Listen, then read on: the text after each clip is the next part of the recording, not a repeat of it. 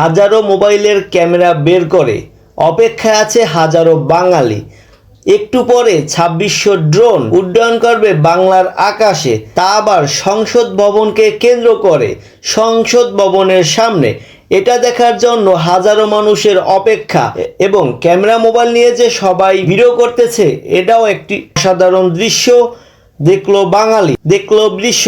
আর এখানে শোভা পেল ২০২৪ সালের দেশ স্বাধীনের থেকে ফিলিস্তিন ইস্যু শুরু করে বাংলাদেশের বিভিন্ন ইস্যুর চিত্র।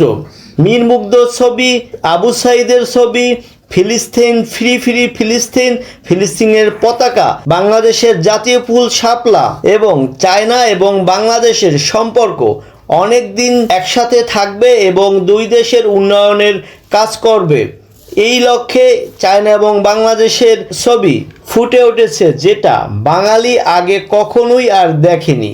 এবার প্রথমবারের মতোই দেখলো, যেটা বাংলাদেশের মতো একটি ছোট দেশে আসলেই বিস্ময়কর একটা ঘটনা।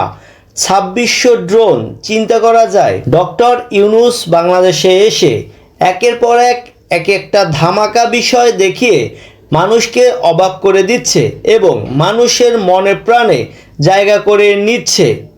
আশা করা যায় বাংলাদেশকে ডক্টর ইউনূস খুব ভালো একটি জায়গায় নিয়ে যাবে, যেটা বাংলাদেশের মানুষ এখনো কল্পনাও চিন্তা করতে পারেনি।